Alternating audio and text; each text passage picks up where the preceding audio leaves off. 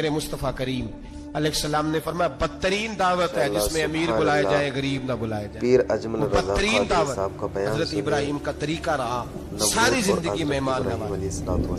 एक वक्त ऐसा आया कि अल्लाह ताला ने हजरत इब्राहिम को बहुत ज्यादा माल अता फरमाया और अपना दिल खुश करे। इतने ऊंट गिने नहीं जाते, गायें इतनी ज्यादा कि शुमार नहीं होती, बकरे बकरियां इतनी ज्यादा के शुमार, बहुत ज्यादा माल अल्लाह ने अता फरमाया। और अभी कुछ अरसा पहले आप पीछे जाए ना तो जो लफ्ज माल था वो रुपए पे तो बोला ही नहीं जाता, वो जानवरों पे बोला जाता। बहुत ज्यादा माल अल्लाह ने दिया, बकरियां गायें ऊंट बैल बड़ा कुछ। तो रब करीम ने फरिश्तों से फरमाया कि वत्तखज़ल्लाहु इब्राहीम खलीला, इब्राहिम मेरा दोस्त है। तो फरिश्ते कहने लगे या अल्लाह जिसे इतना कुछ दिया जाए उसने दोस्त तो बनना ही होता है, तो नवाजा ही पड़ा है, इतना माल इतने खेत खलिहान इतना कुछ। अल्लाह करीम ने फरमाया जाओ आजमाइश कर लो, इम्तिहान ले लो। फरिश्ता इम्तिहान लेने पहुंच गया। हजरत इब्राहिम के जानवर चर रहे हैं चरागाह में, हजरत इब्राहिम भी हैं गुलाम भी हैं, बहुत बड़ा रेवड़ है, आप तशरीफ फरमाए। एक फरिश्ता आया तो खेत में छुप के बैठ गया और बुलंद आवाज से कहने लगा सुबहान अल्लाह वल्हम्दुलिल्लाह वला इलाहा इल्लल्लाह वल्लाह। ये तस्बीह बड़ी पसंद है, महबूब ने इनकी फजीलत बयान की। अब वो हजरत सैयदना इब्राहिम अलैहिस्सलाम खड़े थे तो वो खेत में बैठ के तस्बीह पढ़ने लगा सुबहान अल्लाह वल्हम्दुलिल्लाह वला इलाहा इल्लल्लाह। हजरत इब्राहिम कहने लगे ये मेरे रब का नाम कौन ले रहा है, बड़ी इसकी मीठी आवाज है, बड़ी कौन है। ढूंढने लगे, घूमते घूमते उसके पास चले गए, फरिश्ता इंसानी शक्ल में, तू मेरे रब का जिक्र कर रहा था? उसने कहा मैं ही कर रहा था। फरमाने लगे यार एक दफा फिर नहीं करता? तो कहने लगा इब्राहिम पहले तो मैं अपनी मर्जी से कर रहा था, तू कहता है तो पैसे लगेंगे, पैसे हैं तो कर देता हूं। हजरत इब्राहिम कहने लगे बोल तू क्या लेगा, मेरे अल्लाह का जिक्र सुनाने का क्या लेगा? कहने लगा जितनी बकरियां आप चरा रहे हैं सारी दे दे तो मैं अल्लाह का जिक्र सुना देता हूं। आपने फरमाया बस जा तेरी सारी हुई, मेरे रब का जिक्र सुना। और फिर शुरू हो गया सुबहान अल्लाह अल्हम्दुलिल्लाह वला इलाहा इल्लल्लाह वल्लाहु अकबर। हजरत इब्राहिम अलैहिस्सलाम कैफ में यार फिर जरा सुना, ना इल्मा विच फसा सानू, तू यार दी गल सुना सानू, जरा दोबारा सुना। मैं फिर सुनाया, एक दफा फिर कहा। फरिश्ता कहने लगा बस ये आपके पैसे पूरे हो गए। हजरत इब्राहिम कहने लगे चल एक दफा और सुना। कहने लगा पैसे लगेंगे, तो क्या लेगा? कहने लगा गाय भैंसे सारी मेरी। फरमाया बस यार इतनी कीमत, तू सुना सही, सारा कुछ ही तेरा। फिर शुरू हो गया सुभान अल्लाह वल्हम्दुलिल्लाह वला इलाहा इल्लल्लाह वल्लाहु अकबर। गायें दे दी, भैंसे दे दी, वो जिक्र सुनाता है। हजरत इब्राहिम कभी मचलते हैं, कभी रोते हैं, कभी आहें भरते हैं, तू मेरे रब का नाम ले रहा है, जरा फिर से ले। कैफ जारी है। कहने लगा बस भाई। हजरत इब्राहिम फरमाने लगे तू और ले ले जो लेना है, मुझे जिक्र सुना। उसने कहा इब्राहिम बकरियां मैं ले चुका, गाय भैंसे मैं ले चुका, ऊंट रह गए, सारे ले लूंगा फिर जिक्र सुनाऊंगा। फरमाया जा तेरा हुआ तू जिक्र सुनाता रहे, मैं देता हूं। दे दिया, कुछ देर जिक्र किया तो अब खामोश हो गया। हजरत इब्राहिम खलीलुल्लाह अलैहिस्सलाम फरमाने लगे जिक्र सुना। कहने लगा इब्राहिम अब तेरे पास देने को क्या है, हर चीज तो मैं ले चुका। आप फरमाने लगे ये गाय भैंसे बकरियां चराने के लिए तुझे कोई नौकर मुलाजम भी तो चाहिए ना, तो इस तरह कर मुझे रख ले, मैं रोटी नहीं मांगूंगा, खाना नहीं मांगूंगा, तो अल्लाह का जिक्र सुनाता रहना, मैं तेरे जानवरों की नौकरी करता रहूंगा। हजरत इब्राहिम अलैहिस्सलाम ने जब ये कहा ना, फरिश्ते की आंखों में आंसू आ गए। तरदामनी पे शेख हमारी ना जाइए, हम दामन नचोड़ दें तो फरिश्ते वुजू करें। फरिश्ता रो पड़ा और कहने लगा इब्राहिम मुझे सीने से लगाओ, आप वाकई इस काबिल है कि अल्लाह आपको अपना दोस्त बनाए, वाकई इस काबिल है कि रब आपको अपना। हजरत इब्राहिम अलैहिस्सलाम का खुदा से मोहब्बत करने का निराला अंदाज। और मेरे भाई यही मोहब्बत उन्हें मेरे मुस्तफा से भी थी। एक नबी घर बना रहा है, दूसरा बनवा रहा है। हजरत इस्माइल अलैहिस्सलाम पत्थर उठा उठा के ला रहे हैं, जनाब इब्राहिम बना रहे हैं। जब खाना काबा बन गया तो कहने लगे रब्बना वब्अस फीहिम रसूला, ऐ अल्लाह अब इसे बसाने के लिए अपना आखिरी रसूल भी अता फरमा। नबी पाक फरमाते हैं मैं दुआ हूं हजरत इब्राहिम की। और हजरत इब्राहिम से रब करीम ने फरमाया चल इब्राहिम कोई चीज दे, तो कहा या अल्लाह तीनों ही तेरे नाम पे कुर्बान करता हूं, तेरी हुई सारी, हर शय तेरी। हजरत इब्राहिम ने दीन के लिए, आप शहर बाबुल के करीब पैदा हुए थे, وہاں سے مصر آئے، مصر سے فلسطین آئے، اور فلسطین سے آ کر کے کعبہ آباد فرمایا۔ زندگی سفروں میں گزری۔ سفر ایک تکلیف والی چیز ہے، پر حضرت ابراہیم نے وطن چھوڑ دیا، گھر چھوڑ دیا۔ جان بڑی عزیز ہوتی ہے، تو حضرت ابراہیم نے جب دین کے لیے نکلے تو جد و جہد کی، گھر کے اندر بھی گھر کے باہر بھی۔ آپ کے والد کا نام طارق ہے، وہ توحید پرست تھے، ایماندار تھے، پرہیزگار تھے۔ آپ کے چچا کا نام آزر ہے، وہ بت پرست تھے، بت بیچا کرتے تھے۔ حضرت سیدنا ابراہیم علیہ السلام جب میدان عمل میں نکلے تو حضرت ابراہیم علیہ السلام نے اپنے گھر سے جہاد شروع کیا۔ لڑنا پڑا، گھر کے اصولوں سے، چچا نے جو رواج بنائے ہوئے تھے اس رواج سے ٹکرائے۔ فرمایا میں اپنے گھر کے اندر یہ بت پرستی نہیں ہونے دیں گا۔ چچا کو ایک دفعہ نہیں، بار بار 100 دفعہ سمجھایا۔ آپ کا چچا بت بنا کے بیچا کرتا تھا۔ حضرت ابراہیم علیہ السلام تھوڑے بڑے ہوئے تو کہنے لگا کہ چلو میرے ساتھ، تم بھی بت بیچنے ہیں، ہمارا کاروبار ہے۔ حضرت ابراہیم ساتھ نکلے تو بت پکڑا ہے، گندے پانی کے اندر اس بت کو ڈبوتے ہیں، کہتے ہیں کسی نے خریدنا ہے تو خرید لو، نہ یہ نفع دے سکتا ہے نہ نقصان دے سکتا ہے، جو اپنا آپ نہیں بچا سکتا تمہیں کیا بچائے گا، خریدنا ہے تو خرید لو۔ چچا کہنے لگا تو کاروبار چمکا رہا ہے کہ تباہ کر رہا ہے۔ گھر میں بڑے معاملات خراب ہوئے، جھگڑے ہوئے، لیکن حضرت ابراہیم علیہ السلام ایک منٹ کے لیے بھی اپنے گھر کے اندر بھی کمپرومائز کرنے کو تیار۔ یہ تھوڑا مشکل میں نے پہلو چھیڑ دیا ہے، یہ تھوڑا مشکل پہلو چھیڑ دیا ہے۔ تھوڑا سمجھدار آدمی ہے پر بیوی سے پردہ نہیں کرا سکتا، سیانا ہے، پنچایت کا بندہ ہے، جو اس سے آپ کہیں گے وہ بات یہ سنائے گا، لیکن کہتا ہے نہیں جی میں نے کوشش کر لی ہے۔ اس قسم کی کوشش ہے صاحب، یہ کیسے ہو گیا؟ حضرت ابراہیم علیہ السلام نے گھر کے اندر سے فرمایا نہیں کرنے دوں گا، گھر کے اندر بھی ٹکرائے۔ فرمایا تم جو بھی ہو، پاش پاش کیا چچا کے اصولوں کو، اور باہر جب نکلے تو صرف علاقے کے چیئرمین سے نہیں ٹکرائے، ایم پی ایم این اے وزیر مشیر سے نہیں ٹکرائے، سپر پاور نمرود دنیا کا واحد حکمران تھا، اس وقت دوسرا کوئی حکمران ہی نہیں تھا، اکیلے حکمران سے جا کر ٹکرائے۔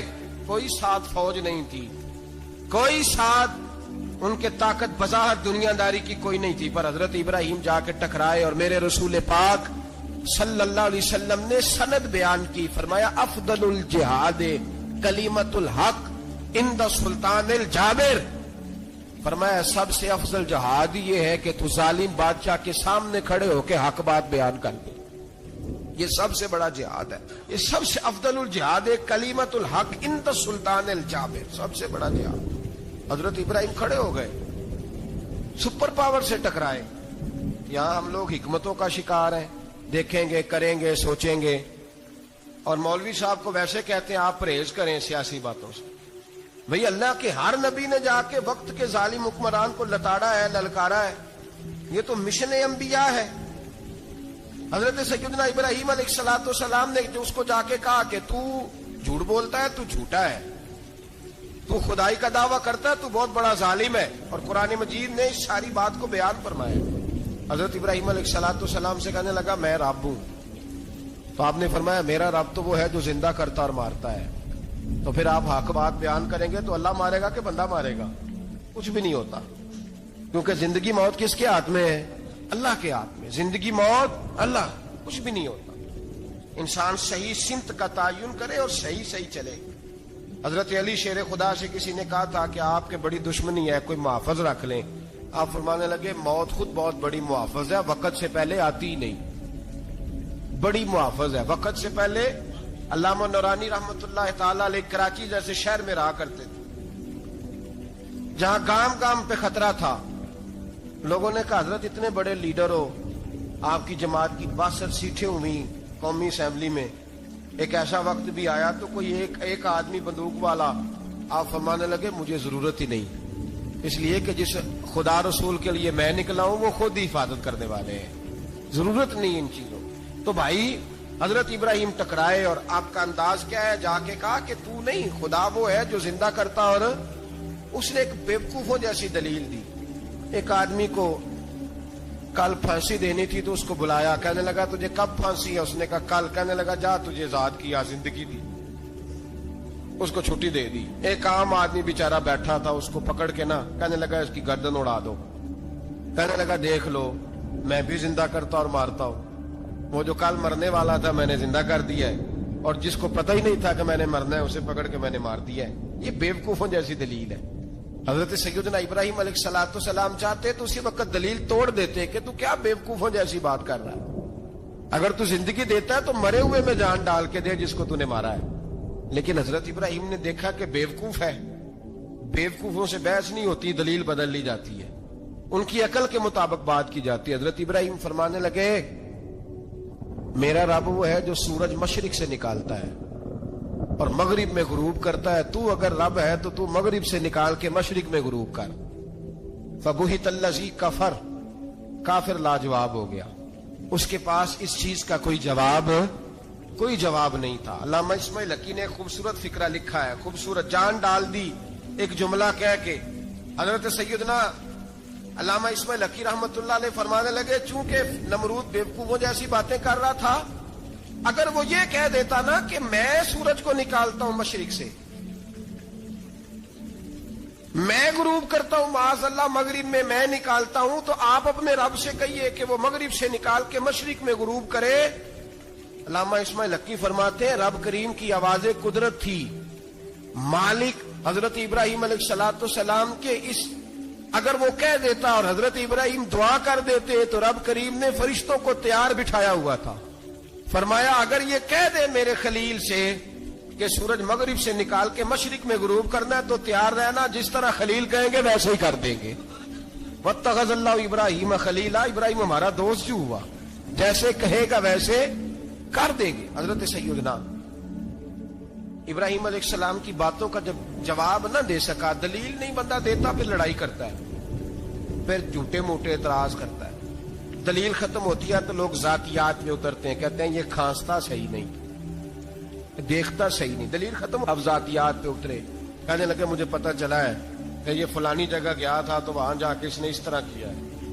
پھر لوگ ذاتیات پہ اترتے ہیں, جب دلیل کا جواب دلیل سے نہیں دے پاتے پھر ذاتیات پر اتر کر حملے کرتے ہیں.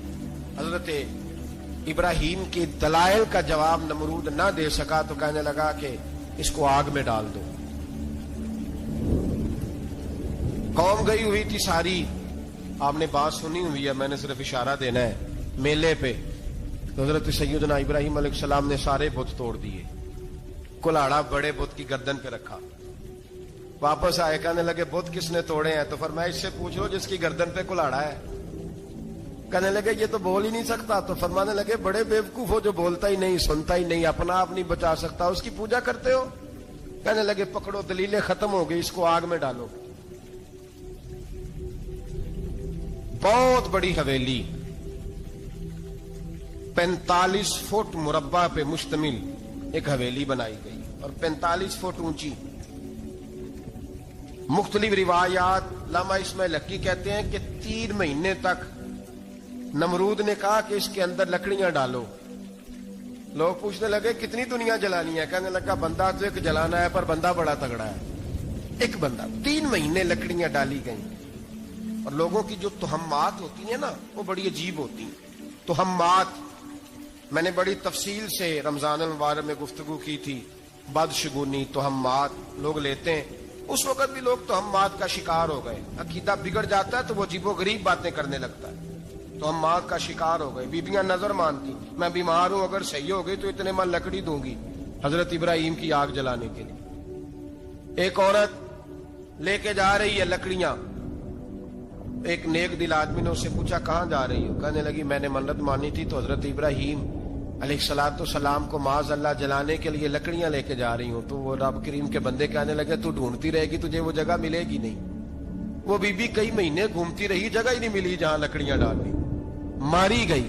تو ہمات کا شکار ہوئے بہت سارے لوگ. تو ہمات کا بھائی, تو ہمات دین کے اندر منع ہے. تو ہمات دین میں کوئی نظر ماننا, کوئی کسی بزرگ کے مزار پہ جا کے سالے ثواب کے لیے کوئی چیز ماننا, یہ تو درست ہوا.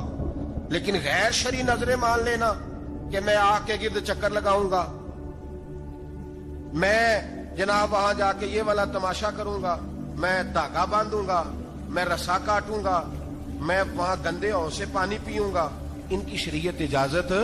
یہ توہمات ہیں، بدشگونی ہے، دین میں ان کی کوئی گنجائش؟ آپ نظر ماننے سے پہلے بھی کسی عالم سے رابطہ کریں کہ میں منت مانگنے لگا ہوں تو کیسے ماننی چاہیے کا طریقہ پوچھیں، ایسے ہی غلط چیز کی منت تھوڑی مان لی جائے گی۔ بہرحال آمدام برسر مطلب حضرت ابراہیم کے لیے آگ جلائی گئی، 45 فٹ اونچی آگ ہے، پرندہ بھی اوپر سے گزرتا ہے تو نیچے گر جاتا ہے جل کے، اتنے دن لگا کے آگ جلائی گئی۔ اب حضرت ابراہیم کو جلایا جانے لگا ہے۔ یہاں تو موجیں ہیں نا، جو کسی ادارے کا سربراہ ہے اس کے لیے موج ہے، کسی جگہ آفیسر بن گیا تو موج ہے، پیر صاحب کے لیے موج ہے، علامہ صاحب کے لیے موج ہے، خطیب صاحب کے لیے موج ہے۔ جلنا کس کو پڑتا ہے؟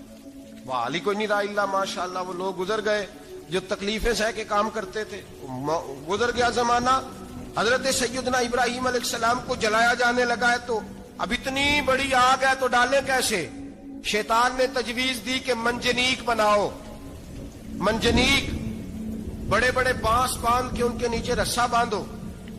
وہ جس طرح جھولنے کے لیے جھولا بنایا جاتا ہے، اس طرح ایک منجنیق پرانے زمانے میں اس میں پتھر رکھ کے پھینکے جاتے تھے دشمنوں پہ، وہ منجنیق بنائی گئی کہ دور سے حضرت ابراہیم کو پھینکیں گے۔ ہاتھ حضرت ابراہیم کے باندھ دیے، پاؤں مبارک باندھ دیے، پوری زمین پہ ایک نام لینے والا خدا کا، اور اس کو آج رسیوں میں جکڑا ہوا ہے۔ جب پھینکا جانے لگا نا آگ میں تو حوریں رونے لگی، فرشتے تڑپنے لگے، اے اللہ یہ کیا ہونے لگا ہے؟ ایک تیرا خلیل اور وہ بھی آگ میں۔ فرمایا جاؤ جا کے اس سے کہو اگر تمہاری مدد لیتا ہے تو اسے بچاؤ۔ ہوا کا فرشتہ آیا، کہا ابراہیم اگر تو کہے، او بھائی ان چیزوں کو کہانی سمجھ کے نہ سنا کریں، یہ داستان نہیں، یہ وہ طریقے ہیں جو ہمارے رسول نے ہمیں اپنانے کا حکم ارشاد فرمایا ہے، جو عقیدے، یہ وہ نظریات ہیں جو ہمیں اوڑھنے کو کہا گیا۔ اپنے رب کریم کی رضا پہ راضی رہنے کے یہ وہ خوبصورت مواقع ہیں صوفیاء نے جن کو بنا کر سمجھا کر ہم تک پہنچایا ہے۔ یہ ہے اہل طریقت کی باتیں، وہ کہتے ہیں یار جس حال میں رکھے راضی رہنا ہے۔ حضرت ابراہیم علیہ السلام کو پھینکا جا رہا ہے، فرشتہ آیا، اے اللہ کے خلیل اگر حکم دو تو اتنی ہوا چلاؤں کہ نمرودی جل جائیں سارے، آگ ان پہ پھینک دی جائے۔ آپ نے فرمایا تو جا، تجھ سے مجھے کوئی کام نہیں۔ تھوڑی دیر کے بعد پانی کا فرشتہ آیا، کہا حضور اتنی بارش برساؤں گا کہ آگ بجھ جائے گی۔ فرمایا تو جا، تجھ سے کوئی کام نہیں۔ اب جب منجنیق میں رکھ دیے گئے، آگ میں جانے کا لمحہ ہے، تیاری ہے، حضرت جبریل امین حاضر خدمت ہوئے، کہا ابراہیم کوئی حاجت؟ فرمایا تجھ سے کوئی نہیں۔ کہا چلو مجھ سے نہیں تو رب کریم سے ہی بات کر لو، مجھے پتا ہے میں چھوٹا ہوں، آپ مجھ سے مدد کیوں لوگے، رب کریم سے ہی بات کر لیں۔ تو حضرت ابراہیم کہنے لگے جبریل یہ بتا، رب کو نہیں پتا اس کا خلیل کس حال میں ہے، اسے نہیں پتا میں کس حال میں ہوں، میرے ہاتھ بندھے ہیں، پیر بندھے ہیں آگ میں، اسے نہیں پتا۔ بتایا تو اسے جاتا ہے جسے خبر نہ ہو، تو اگر اسے پتا ہے، اگر وہ جلانے پہ راضی ہے تو میں بھی جلنے کو تیار ہوں، میں تیار ہوں، میں تیار ہوں، اسے کہو ٹھیک ہے۔ حضرت سیدنا ابراہیم علیہ السلام کو منجنیق میں ڈال کے جو پھینکا آگ میں، یا نار کونی بردم و سلاما علی ابراہیم، اللہ نے فرمایا اے آگ میرے ابراہیم پہ ٹھنڈی بھی ہو جا اور سلامتی والی بھی ہو جا۔ حضرت ابراہیم کو دو فرشتوں نے بٹھا دیا زمین پہ، پھول کھلے ہیں، کونپلیں مہک رہی ہیں، کلیاں خوشبو دے رہی ہیں۔ حضرت ابراہیم نے سر سجدے میں رکھ دیا، سبحان اللہ والحمد للہ ولا الہ الا اللہ واللہ اکبر۔ حضرت ابراہیم اللہ کی تسبیح پڑھنے لگے، رب کریم کا شکر بجا لانے لگے۔ نکلے وہاں سے، کچھ دن گزر گئے، نکلے، حکم ہو گیا ابراہیم علاقہ چھوڑ دو۔ حضرت ابراہیم علیہ السلام وہاں سے نکل کے مصر آئے، چچا کے پاس ٹھہرے، انہوں نے اپنی بیٹی جناب سارہ کا نکاح کر دیا۔ کچھ آگے بڑھے تو ایک ظالم بادشاہ سے ٹکرائے، اس نے ایک شہزادی، ایک بادشاہ کی بیٹی قید کی ہوئی تھی، جناب ہاجرہ نام تھا، ان کو قید سے چھڑا کے ساتھ لائے۔ حضرت لوط علیہ السلام بھی ساتھ، یہ 4 لوگوں کا قافلہ چلا، فلسطین میں جا کے پڑاؤ ڈالا، گھر بار چھوڑا، تبلیغ شروع ہوئی۔ حضرت ابراہیم کے گھر میں 2 خواتین ہیں، ایک آپ کی بیوی ہیں، ایک حضرت ہاجرہ ہے، اولاد کوئی نہیں۔ बड़ा मेवा है मीठा। घर वही आबाद होता है जिसमें बच्चे रोते हैं, घर होता ही वो है जिसमें बच्चों की चंचनाहट होती है, भिन बनाहट होती है। हजरत इब्राहिम ने एक बच्चा रोते हुए देखा तो आंखों में आंसू आए, कहने लगे रब्बी हबली मिनस सालिहीन, या अल्लाह मुझे भी नेक औलाद अता कर दे। हजरत सारा ने सुन लिया, कहने लगी इब्राहिम शायद मेरे बतन से तो आपको नसीब नहीं, हाजरा से निकाह कर लो। नाबे हाजरा से निकाह हुआ। अल्लाह तो बड़ा बेनियाज है। रब करीम ने हजरत इस्माइल जैसा खूबसूरत बेटा अता फरमाया। बेटा काला स्याह भी हो तो सीने की ठंडक होता है, पर ये तो वो बेटा है जिसकी पेशानी में नूरे मुहम्मदी चमकता है सल्लल्लाहु अलैहि वसल्लम। हजरत सैयदना इस्माइल इतने खूबसूरत।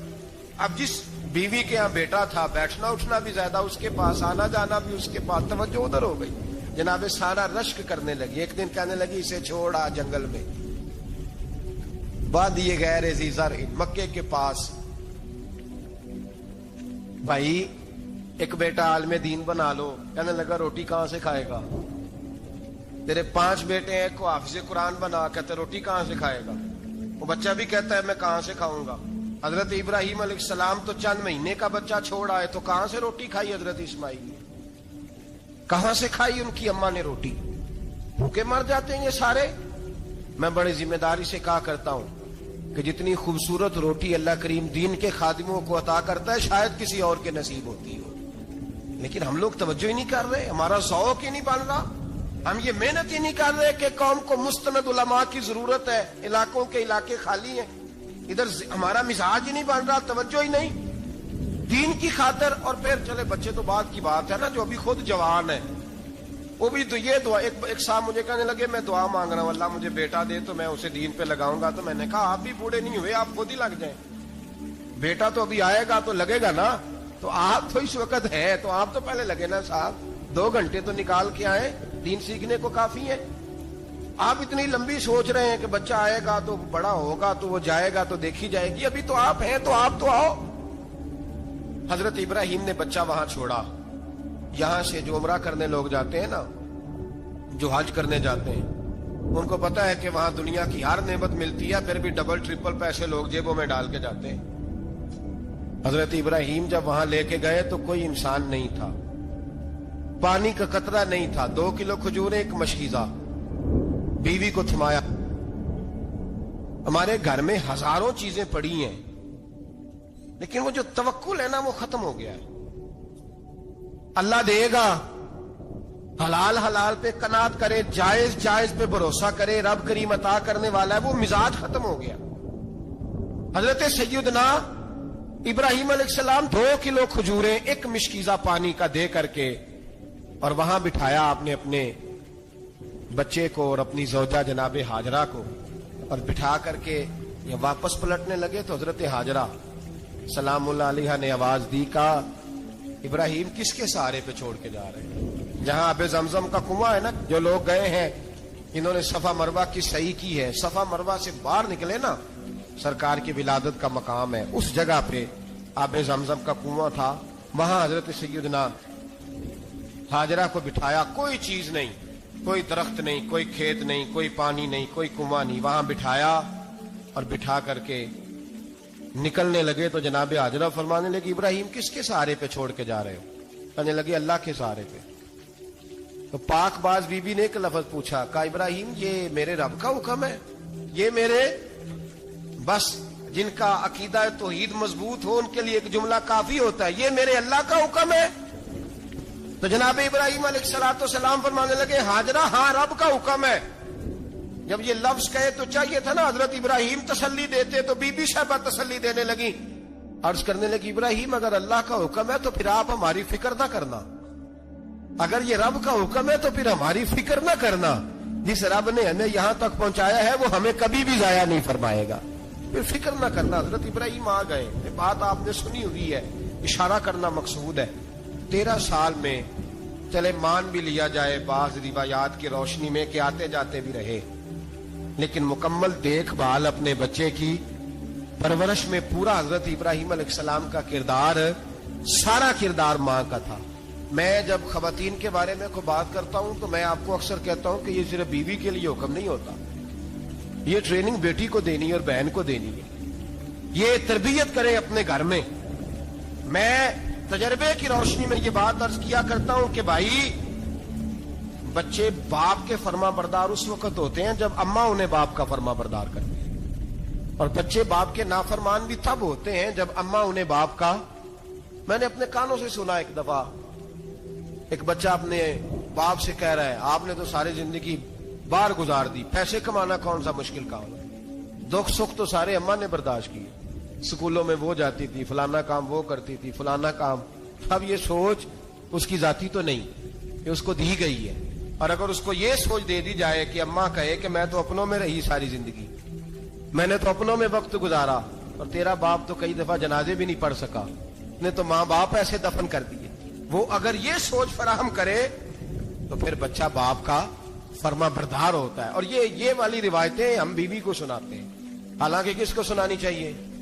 بولیے, بہن اور بیٹی کو. بہن اور بیٹی کو سنائیں یہ باتیں, ان کو سمجھائیں, تاکہ آگے جا کے وہ جو گھر ترتیب دیں وہ گھر بڑا عمدہ اور نکھرا ہوا ہو. حضرت سیدنا ابراہیم 13 سال کے بعد آئے, چونکہ گھر میں اللہ تبارک و تعالیٰ کی دوستی کا چرچا تھا, اللہ تبارک و تعالیٰ کی محبوبیت کا غلبہ تھا. 13 سال کے بعد فلما بالغ معہ السعی, بیٹا جب اتنا بڑا ہوا کہ ساتھ چلنے لگا, تو حضرت ابراہیم نے اپنے بیٹے کو بلا کے کہا بیٹا مجھے خواب آئی ہے, میں تجھے ذبح کر رہا ہوں, تیری کیا رضا ہے؟ حضرت اسماعیل کہنے لگے یا ابت افعل ما تؤمر, ابا جی اللہ جیسے حکم دیتا ہے میرے ساتھ ویسے ہی کریں, جیسے اللہ حکم دیتا ہے ویسے ہی, بولیے, ویسے ہی کریں. حضرت حاجرہ کو کہا کہ ایک دوست نے دعوت کی ہے تو وہاں جا رہے ہیں, بی بی مطمئن ہے, تفصیلات کی ضرورت نہیں, ختم بات, اعتبار ہے, مطمئن ہو گئی. شیطان پیچھے سے آیا اماں کے پاس, ذرا تھوڑی دیر کے لیے تصور جمائیے, یہاں تو پڑوسن آ کے کوئی بات بتا دیتی ہے خاوند کے بارے میں تو کئی مہینے جھگڑا جاری رہتا ہے, پڑوسن محلے دار. شیطان نے آ کے بتایا لفظ کیا ہے, کہا حاجرہ تمہیں پتا ہے کہاں جا رہے ہیں؟ کہا دوست کی دعوت میں. تو کہنے لگے دوست کون ہے؟ رب کریم, اور ابراہیم کا خیال ہے کہ اس رب نے مجھے حکم دیا ہے کہ میں ذبح کروں. تو حضرت حاجرہ کہنے لگی کبھی باپ بھی بیٹا ذبح کرتے ہیں؟ شیطان کہنے لگا ان کا خیال ہے کہ ان کے رب نے حکم دیا ہے.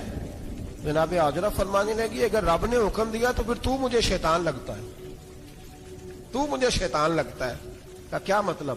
فرمانے لگی اگر رب کریم کا حکم ہے تو میرے پاس ایک اسماعیل ہے, اگر 1000 بھی ہوتے میں سارے اللہ کے راستے میں پیش کر دے دیتی. مالک کا ہی تو ہے سارا کچھ, اسی کا ہے, اس میں لیت اللہ کی کیا گنجائش؟ حضرت سیدنا ابراہیم علیہ الصلوۃ والسلام نے بیٹے کے حلق پہ چھری رکھ بھی دی اور چھری چلا بھی دی, رکھ بھی دی, اور وہ تو اللہ کریم نے فرمایا یا ابراہیم قد صدقت الرؤیا, ابراہیم تو نے خواب سچا کر دکھایا, وہ قیامت تک تیرا نام رہے گا.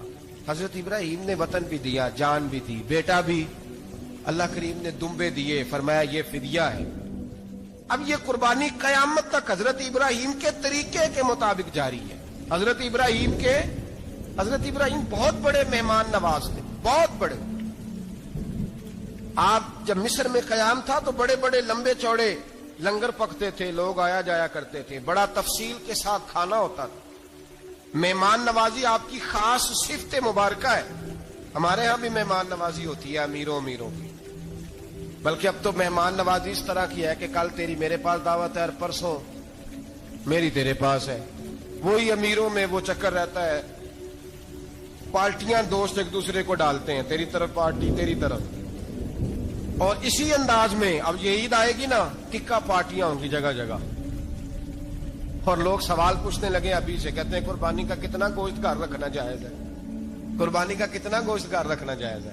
سارا ہی جی, ہاں, اس لیے فریزر لے لے, فریج سے نہیں کام چلے گا, سارا ہی جہاز گھر رکھنا سارا ہی جائز ہے, رکھ لیں.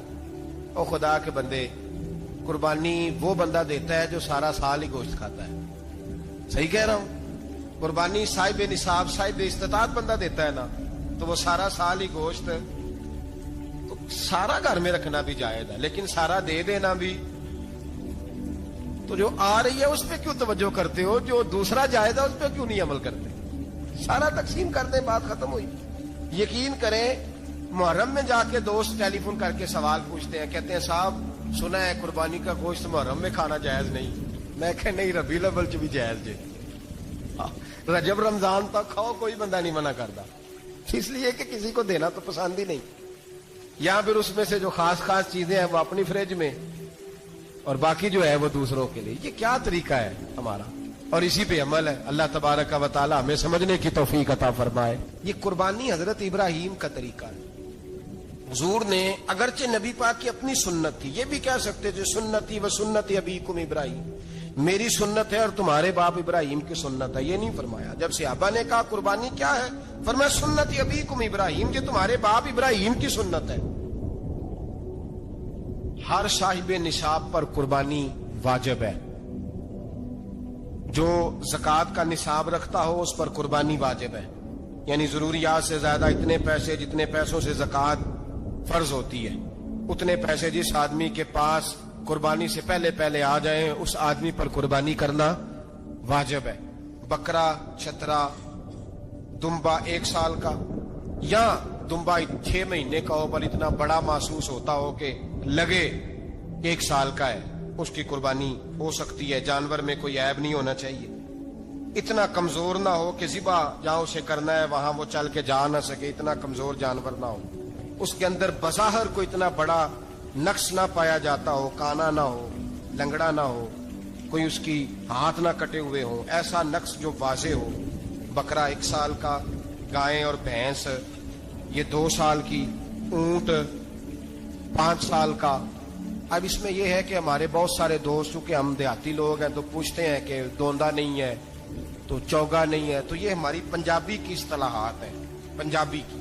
شریعت اسلامیہ نے سال بتائے ہیں, یہ تو ہم نے اپنی آسانی کے لیے, یا دیہاتوں میں جو ماحول تھا اس طرح کا جانور لیں, خوبصورت جانور لیں. جو نصاب ہے وہ بھی میں نے آپ کو بتایا, لیکن ایک اور پہلو بھی ہے. نبی پاک صلی اللہ علیہ وسلم پہ زکوٰۃ کبھی فرض نہیں ہوئی, کبھی حضور پہ زکوٰۃ فرض نہیں ہوئی. نبی پاک صلی اللہ علیہ وسلم کے پاس اتنا سرمایہ کبھی اکٹھا ہوا ہی نہیں کہ زکوٰۃ فرض ہو. لیکن نبی پاک کے صحابہ فرماتے ہیں کہ مدینے کے 10 سالوں میں اللہ کے رسول نے ہر سال قربانی فرمائی ہے, ہر سال قربانی دی. اور جس سال حضور حج کرنے گئے اس سال اللہ کے نبی نے 63 اونٹ ذبح فرمائے. اور حضور صلی اللہ علیہ وسلم جب اونٹ ذبح کرنے لگتے نا تو صحابہ کہتے ہیں اونٹ خود دوڑ کے حضور کے سامنے آ کے لیٹ جاتا, اور نبی پاک اسے ذبح کرتے اور فرماتے ہیں ایک دوسرے کو دھکے دیتے اونٹ کے, پہلے میں نے جانا ہے ذبح ہونے کے لیے, پہلے میں نے, انہیں پتا تھا کہ جو مصطفیٰ کے ہاتھوں ذبح ہوگا وہ تو دائمی زندگی پا جائے گا, یہاں بھی وہاں بھی زندہ. 63 اونٹ ذبح کیے. ایک اونٹ میں کتنی قربانیاں ہوتی ہیں؟ 7. اب 63 کو 7 سے ضرب دو گے تو کتنی بنے گی؟ اور پھر نبی پاک صلی اللہ علیہ وسلم نے 10 سال مدینہ منورہ میں قربانی دی, ہر سال. اب وہ 63 اونٹ, ایک اونٹ میں 7 قربانیاں, ہر سال جہاں قربانی. اور مولا علی شیر خدا فرماتے ہیں نبی پاک 2 قربانیاں دیتے. میں نے کہا حضور 2 جانور ذبح کر رہے ہیں آپ, تو حضور نے فرمایا ایک میری طرف سے, ایک میری امت کی طرف سے, غریبوں کی طرف سے. اور حضرت علی کو حضور نے وصیت فرمائی تو 2 دیا کرے گا. یا رسول اللہ صلی اللہ علیہ وسلم میں غلام ہوں, خادم ہوں. حضور نے فرمایا علی ایک تو نے اپنی دینی ہے, ایک میری طرف سے دینی ہے. 2 قربانیاں. مولا علی نے بھی ساری زندگی 2 قربانیاں دی. حضرت علی بھی مال کے نصاب نہیں تھے, اپنا مکان ہی نہیں تھا, کوئی کاروبار نہیں تھا, کئی دن فاقے رہتے تھے, پر قربانیاں کتنی دیتے تھے؟ 2. ہمارے پاس ویسے اگر سسرال میں, میکے میں, کزنوں میں کچھ شادی ہو جائے تو 50-60 ہزار کا خرچہ برابر ہے, وہ پکا ہے. اور قربانی کی باری غریب ہو گئے, سارے غریب ہو گئے, کہتے نہیں یہاں مشکل ہے. اور خدا کے بندے اللہ کے ساتھ تجارت کر, اس کے رستے میں 1 دے گا, رب تجھے 70 گنا اضافہ کے ساتھ عطا فرمائے گا. قربانی مال کے نصاب پہ ہے. کوشش کیا کریں کہ اللہ کے رستے میں جب دینا ہو پھر لیت اللہ سے بچیں, خوبصورت جانور لائیں. جن کو اللہ نے توفیق دی ہے ان کے لیے نصیحت ہے, جن کو اللہ نے توفیق دی. میں نے اپنے حضرت صاحب کو دیکھا ہے, وہ کہتے تھے کئی جانور اللہ نے بڑا نوازا ہے. کہتے ایک میرا ہے, ایک میرے ماں کا, ایک میرے باپ کا ہے, ایک میرے فلاں استاد صاحب کا, ایک میرے پیر صاحب کا ہے. یہ جانور غوث اعظم جیلانی کا نام کا دے رہا ہوں. اور پھر ایک بڑا خوبصورت جانور بندہ ہوتا اور حضرت خود ان کو چارہ ڈال رہے ہوتے. تو حضور یہ کیا ہے؟ فرمانے لگے یہ میں رسول اللہ کے نام پہ قربان کروں. یہ نبی پاک کے نام پر قربان کیا جائے گا. جن کو اللہ نے حیثیت دی ہے وہ کوشش کریں اپنے محبوب کی طرف سے بھی قربانی کریں.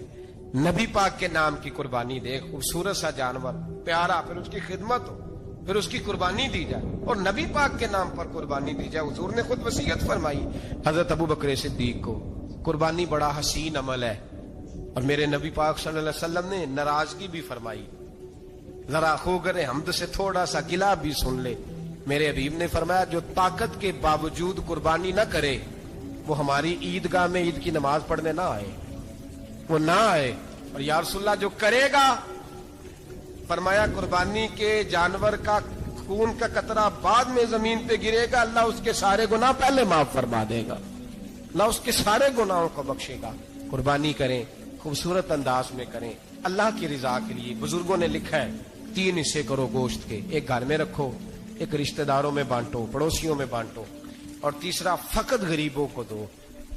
لیکن میں اکثر یہ سوچتا ہوں کہ ہمارے ہاں قربانی کرتا ہی وہ ہے جن کے گھر میں ہر جمعرات کو چھوٹا گوشت پکتا ہے, اور جن کے گھر میں ہفتے میں 3 دفعہ مرغی کا گوشت پکتا ہے, وہی تو قربانی دینے کے قابل ہوتے ہیں. تو وہ بھی اگر قربانی کے بکرے میں سے بھی تیسرا رکھنا چاہیں تو اجازت تو ہے, میں نے کہا سارا رکھنے کی بھی اجازت ہے. لیکن اگر آپ مہربانی کریں, کوشش کریں کہ یار ہم تو سارا سال ہی کھاتے ہیں, اور ہمارے یہاں جو گوشت تقسیم ہوتا ہے نا وہ بھی باری لگی ہوئی ہے, ادھر سے پلیٹ آئی تھی گوشت کی تو ادھر سے بھر کے چلی گئی. بھئی اس نے کی ہے, اس کو بار بار گوشت دینے کا کیا مطلب ہے؟ آپ یہ دیکھیں عزیزوں میں, رشتہ داروں میں, اور میں اگر تھوڑا سا آپ کی توجہ کرانے میں کامیاب ہو جاؤں تو سفید پوش لوگوں کو دیکھیں. کچھ سفید پوش ہیں, سفید پوش جن کے اوپر قرضے ہیں, بیماریوں نے جکڑ لیا ہے, گھر میں بڑے بڑے سخت مریض آ گئے ہیں, سفید پوش پہلے دیا کرتے تھے. آپ ان سے پوچھتے ہیں صاحب قربانی, تو بات کو ٹالتے ہیں. وہ کہتے ہیں سوچ رہا ہوں کوئی حصہ ڈال جائے. پردہ پوشی کرتے ہیں, کہتے ہیں کہیں حصہ رکھا ہوا, پردہ پوش. اکثر وہ لوگ قربانی نہیں دے پاتے, اکثر دیا کرتے تھے اب نہیں دے پا رہے. کیوں؟ اس لیے کہ مشکلات ایسی آ گئیں. ان لوگوں کا خیال کریں, ان کے گھروں تک گوشت پہنچا کے آئیں. اللہ تبارک و تعالی اس دنیا کے اندر بہت سارے لوگوں کو منصب اور مقام عطا فرماتا ہے.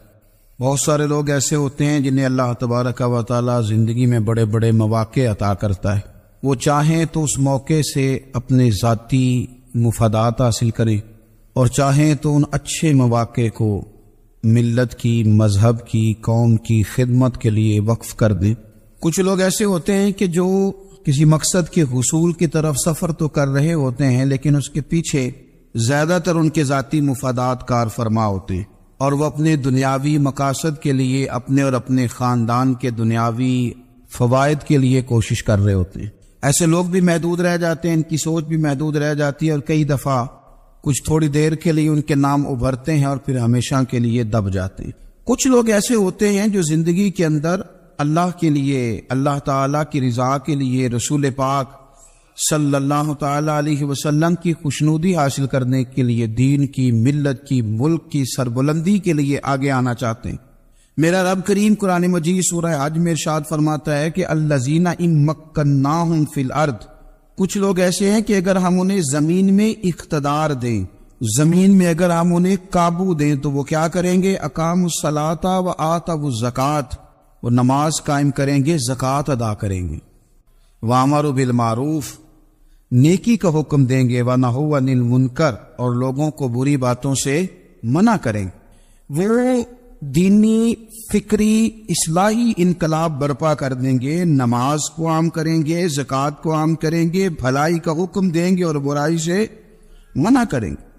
اللہ تبارک و تعالیٰ نے ان لوگوں کو جب اقتدار دیا, وہ کون لوگ تھے؟ سیدنا صدیق اکبر, حضرت فاروق اعظم, سیدنا عثمان غنی, حضرت مولا علی رضوان اللہ تعالی علیہم اجمعین. اللہ نے جب ان لوگوں کو اقتدار دیا زمین کے اندر, اللہ تبارک و تعالی نے انہیں نبی پاک علیہ الصلوۃ والسلام کی نیابت کے لیے چنا, تو ان لوگوں نے یہ انقلاب برپا کیا, نمازیں عام ہو گئیں, شوق سے لوگ صدقات و خیرات دینے لگے, بھلائی عام ہوئی, برائی کا کلا کما کیا گیا. ہمارے ہاں بھی لوگ احتساب کی باتیں کرتے ہیں, ہمارے ہاں بھی لوگ کہتے ہیں کہ میں رشوت خوری کو, کرپشن کو, ناجائز چیزوں کو ہمیشہ کے لیے جڑ سے اکھیڑ پھینکوں گا. لوگ دوسروں سے مطالبہ کرتے ہیں کہ یہ سارے کام جائز کریں، لیکن خود اس پر عمل کرنے کو تیار نہیں ہوتے۔